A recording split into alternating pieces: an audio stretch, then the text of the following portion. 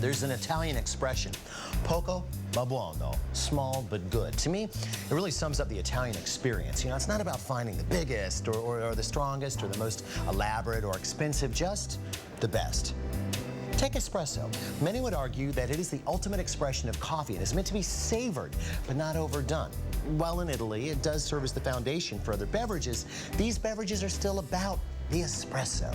Here in America, well...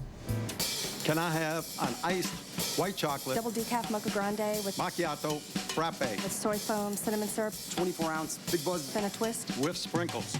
with an extra shot of espresso, please. Luckily, we can repair this. You see, espresso is really simple stuff.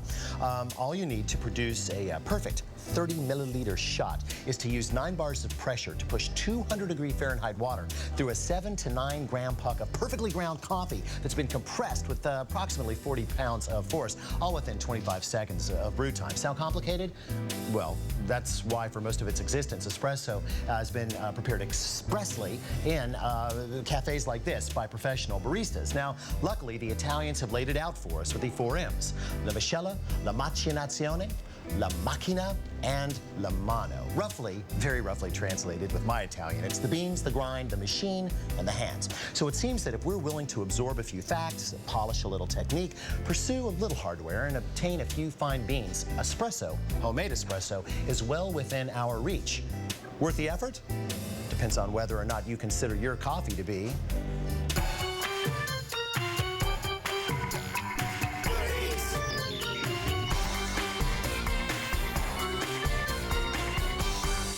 Well, I guess the best place to start is the beginning. M number 1, la miscela, the beans. Now, legend states that once upon a time, an Ethiopian goat herd noticed that when his herd ate the fruits of a particular bush, they became very frisky and excitable. Now, somehow or another, this inspired the herder to harvest the seeds, roast them, grind them, and brew them into the first cup of coffee. Kind of hard to swallow if you ask me. The point is, coffee beans aren't beans at all, but rather coffee pits, which doesn't sound nearly as good. Now, there are 2 commercial coffee varieties, Arabica and Robusta. Although Robusta beans sometimes show up in espresso blends for body, most of them find their way into big bulk budget blends and vending machine coffee. Real coffee comes from Arabica beans, and they are grown from Sumatra to Costa Rica to Ethiopia to Hawaii. Like wine grapes, the flavor, body, and aroma of coffee differs depending on where and when it is grown. But nothing affects the flavor, body, and aroma of coffee more than the roast. Coffee beans are like baked goods in that they are culinarily useless unless heat is applied. Now, this is usually accomplished in a rotating drum that ensures an even roast. Now, once the interior temperature of the bean reaches 400 degrees Fahrenheit, chemical reactions called pyrolysis take place, forcing oils to the surface of the bean and darkening the color. Now, at this point, it is up to the roaster to stop the process at precisely the right moment to achieve the desired flavor for that bean. Now, there are 4 basic roast levels, depending on who you talk to. After about 20 minutes, the beans reach a light or cinnamon roast. The beans are tan and dry, and a brew made from them will taste a lot like toasted grain. The next level is a medium or city roast. At this point, the beans are the color of milk chocolate, but not yet expressing oil. This is a good roast for tasting the subtle differences between coffees of different regions, and it's my personal choice for drip coffees. Next up, a dark, full city roast. At this point, the beans are chocolate brown and starting to push out a little oil. Caramel overtones emerge at this stage, but they don't overwhelm the bean, which is why it's my personal espresso favorite. Last but not least, we have the very dark French or espresso roast. The beans are deep mahogany and shiny with oil. Brews rendered from such beans are relatively low in acidity and contain less caffeine than brews from lesser roasts. Flavor-wise, lighter beans tend to be more complex, acidic, and revealing in terms of their origin. Darker beans are richer and sweeter, and brews drawn from them taste less like the bean and more like the roasting process itself. Oh, here's a common misconception. Although one of the darkest roast stages is called Italian, espresso is not always made from Italian roast. In fact, in Italy, espresso typically comes from medium roasts. Now, here's another fun fact. Espresso blends, which generally 2 or more beans, often include what we would consider to be lower class Robusto beans because they contribute to a heavier crema in the cup. More on that later. Imagine for a moment that this steamer trunk is a roasted coffee bean. Now, there are a lot of tasty compounds locked away in here, and if our solvent water is going to get at them, we're going to have to break in. That is, grind the bean. Of course, once we do that, the clock is ticking because most of the good stuff in here is volatile, meaning that it dissipates rapidly. Therefore, we can deduce that grinding is best done right before brewing. That means we're going to have to do it ourselves. Of course, if we grind too large, the water will move through too quickly, leaving us an under-extracted brew.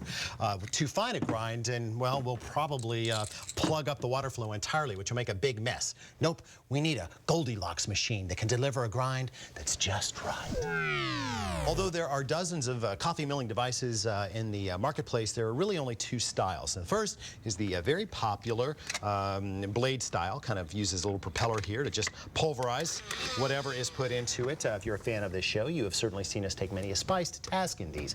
The real advantage? Price, ranging anywhere from $15 to maybe $40. Now on down here, the price goes up, $60 to over $400. These are the burr grinders. They're special because they house this device in one form or another. The beans are fed in through here and are pulverized or actually ground by these mill wheels. One is stationary, the other one connected to the motor. Now by changing the distance between these wheels, of course, you can affect the size of the grind. Now, does this really make a difference in your espresso?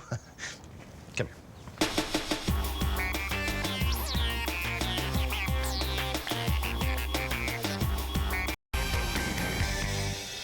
As you can see here, the sample from our blade grinder is just wildly inconsistent. Look, we got these huge coffee boulders, which water will never be able to extract anything from here. And yet up here, we've got this little bitty microscopic dust, which will probably just plug up our puck, which is what you call the coffee in the espresso machine, preventing the water from passing through. On the other hand, look at the sample from our burr grinder. It's a very, very different tale. Look, we have a very consistent grind size and shape. That is going to lead to an even extraction and a far more pleasant cup of coffee. Microscopic differences, to be sure, but in espresso, small things matter. My grinder actually has 34 grind settings, and I have found that number 3 is perfect for my espresso. Your particular machine may be rated completely differently. It may have 10 grind settings or 20. You're just going to have to kind of tinker around and find out what works best for you. Now, I never brew when I don't brew a double shot. That's just the kind of guy I am. That's going to require 14 to 17 grams of coffee. Now, after a while, you'll get used to what that looks like. But until then, you might as well cut yourself some slack and use a scale, digital scale. Now, I'm just going to put down the portafilter from my espresso machine. More on that shortly. Zero out its weight and fill her up. See where we land. Couple of pulls. Knock it down. A couple more. Just to keep it from falling over the edges. See where we landed. Oh, 16 grams. Not bad. Well, now that we have La Miscela out of the way and La Macinazione out of the way, ordinarily we would go straight to La Mano. But considering where this came from, I think we should probably back up and deal with La Macchina. Ciao. La Macchina means the machine in Italian. And besides perhaps the Vespa here, I can't think of another macchina that better represents the Italian way of life. Now, the macchina is crucial because, like cotton candy, espresso only exists because somebody invented a macchina to make it. And he made that macchina out of the desire for the great man of the 20th century, speed. Dateline, Milan, 1901. Hoping to reduce the time his employees took for coffee breaks, manufacturer Luigi Bezzera started tinkering around with a machine that used steam pressure to force water through coffee grounds, thus producing a fast, or espresso, coffee. Problem was, the coffee produced by his tipo gigante, as he called it, was so bitter that nobody wanted to drink it. In 1905, Bezzera sold his patents to Desiderio Pavone, who improved the design and took espresso public. The next big espresso breakthrough came in 1947 when the Gaggia company delivered the first hand-actuated piston model, which gave the barista the ability to produce consistent pressure at a sub-boiling temperature, which is crucial for superior flavor. This is, by the way, where the expression pulling a shot came from. Now, a decade later, an electric pump replaced the manual piston, and a modern machine, macchina, capable capable of generating 9 atmospheres of pressure, perfect for espresso extraction, was born. Ciao. For espresso lovers, it is the best of times and it is the worst of times. It's the best of times because there are plenty of good home espresso machines on the market at a reasonable price. It's the worst of times because there are even more really crummy home espresso machines not at a reasonable price. Now, at the very least, we require a device that can generate the proper temperature, that is between, say, 195 and 202 degrees Fahrenheit, and enough pressure for extraction, that being 9 bars, give or take a bar. Now, to my mind, that automatically rules out manual machines such as this, which rely completely on the skill of the barista to apply the pressure. Also rules out ultra cheap electric machines like this. They're usually under $100 and almost always lack a pump of any type. As you can tell just by looking down into the boiler, this doesn't have a reservoir and just uses boiler pressure. Bad coffee, bad deal at any price. On the other end of the spectrum are super deluxe automatic machines like this baby, which not only grinds a couple of different types of coffee, but brews every drink you can think of and gets rid of the grounds for you. All you have to do, push a button and make the payments. Since I don't own a coffee shop, I think I'll skip this beauty. Truth is, most of us just really need a semi-automatic machine, and that certainly makes up the great bulk of the industry. Automatics, of course, will generate close to the right pressure, close to the right temperature, do some frothing, but leaves the rest of the brewing to us, which is just fine. The problem is it's easy to be seduced the wrong way. For instance, you don't be seduced by big, fancy, industrial-looking design. Don't be taken in by shiny surfaces or dials and extra buttons and whatnot. Truth is, there are just a few things you need to look for. For instance, check out the switches. There should really just be 3: power, brew, and frothing, which of course boosts the temperature of the water. There should also be a knob for rooting the steam into the milk frother, which should be articulated and easy to access. The portafilter, the thing that the coffee actually goes in, should fit easily and snugly up into the diffuser head, thusly. The drain should be easy to get at. You might not think of that, but it's certainly nice to not dump dirty water all over yourself. Take a look at the reservoir. It should be easy to reach and sufficient in volume to support your particular coffee habit. Now, the only kind of extra feature that I like here, warming tray up top to keep your cups nice and warm. It's a nice feature. I like this little guy. Not too sexy looking, but boxy and nice. And I like the fact that it's small. Won't take up too much counter space. Let's go to the second stage of testing, shall we?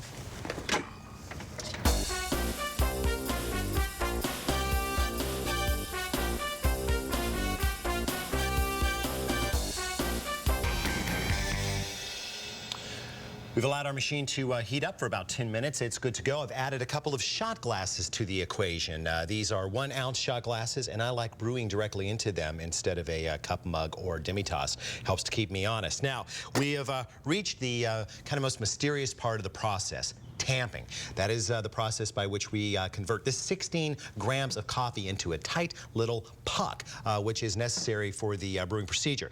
It will require 40 to 50 pounds of pressure, and the best way to make sure we get that is simply to tamp on a bathroom scale. You probably have one at home. Now, if your espresso maker came with a tamper that looks like this, throw it away and go online or to a kitchen store and buy yourself a real tamper, something with a little bit of heft. It'll just cost a few dollars. Now, in order to do this properly, we want to make sure that the coffee is level and the portafilter is level. We're going to set the tamper down, position your arm so that it's straight up and down, and then apply the pressure and twist. Come up and just give it a tap to get the spare kind of grounds off the side, and tamp one more time. 50 pounds, twist. There, it's a nice looking puck, if I don't say so myself. Now, we move the portafilter over to the diffusion head, and it should fit easily. We lock into place fully, so the pressure won't go over the sides. Shot glasses go down, and we brew. And I'm going to time this from the moment that the coffee begins to flow until it reaches up to the 1-ounce line. And we're looking for that to take 20 to 30 seconds. If both of these shot glasses fill in that amount of time, we'll know that we have the appropriate grind size and appropriate pressure on the puck as well. 15 seconds, looking good so far. 20, you see a nice head building up there. And 25. There. You see that nice chestnut foam on the top? That is called the crema, and that is the sign of a properly pulled espresso. Now, an Italian might add a little bit of sugar to this. Me, well, I like it neat. Woo! Now, if we were to pull a little short, say less than an ounce, we'd have what is called an espresso ristretto, or restricted. Closer to 2 ounces, and it would be a longo, 2.5 to 3, a double or doppio. A romano gets a twist of lemon, and an espresso campagna is dressed up with a little whipped cream and cocoa. Then there is the corretto, which is an espresso corrected with a shot of grappa. Most of the espresso drinks served in the United States are paired somehow with dairy. That is why most of the manufacturers of espresso machines include a frothing wand on their machines. Now, basically, milk frothing is just like whipping cream, only instead of using a whisk to make the bubbles, we're going to use steam. Ow. Here I have 1 cup of cold milk. I like to use whole milk. Do not use skim. It will not create enough bubbles. You could go with 2%, I guess. Whole's better. Now, I'm going to apply this little alligator clip here and a thermometer, because I want to get this up to at least 160 degrees. This is a good way to tell. Now, under the nozzle, and slowly open up the valve. There's going to be a little bit of sputtering. You want to basically keep the tip just off the bottom of the pitcher for warming the milk. Okay, that's not foaming, that's another operation. And just keep it moving until the thermometer reaches 160. It's going to take a little bit of time, that's okay. The last thing you want is to pour cold milk into your perfect espresso. When you reach 160, go ahead and pull the thermometer out and then drop the pitcher so that the tip of the wand is just, say, 1/3 to 1/2 inch under the surface. Now that's going to start sucking in some air and blowing up those bubbles that we need. Keep it moving.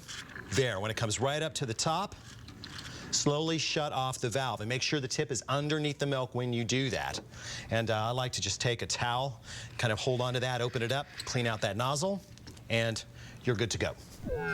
America, when it comes to espresso drinks containing dairy products, we need to work on a few definitions. Now, let's say that I had a mug such as this and that I added 1 single shot of espresso. Now, if I were to add just a wee dollop of foam to that, we would have ourselves a macchiato. If, however, we added equal portions of steamed milk and froth, we would have ourselves a cappuccino, which one would never, ever drink after 10 o'clock a.m. in Italy. Now, if we had ourselves another mug, and this time we added not 1, but 2 shots of espresso, then 8 to 10 ounces of steamed milk, and just a little bit of foam up on top, we would have ourselves a latte. And by the way, this is strictly an American concoction. If you order it in Italy, they bring you a glass of hot milk.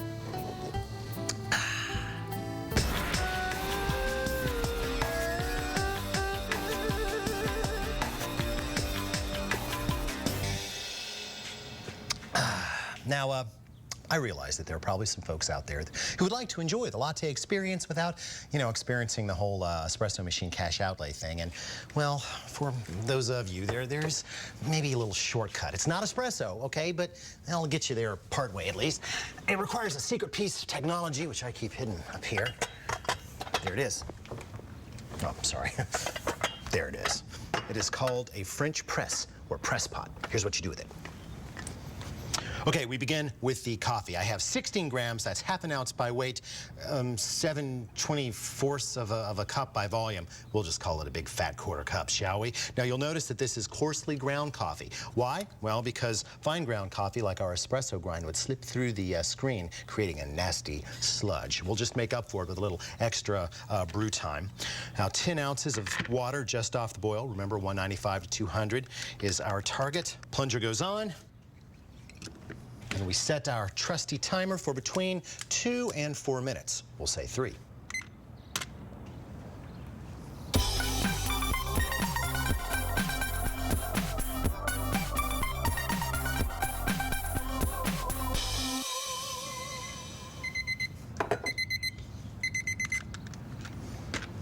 Now it's time to take the plunge, and we do so slowly, gently. Not only are we pushing out the grounds at this point, submerging them, we are emulsifying the oils in the water phase of the coffee, which will create body that will somewhat imitate espresso. Not that it's the real thing.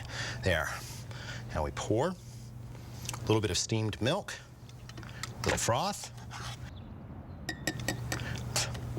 and you've got yourself a darn good faux latte.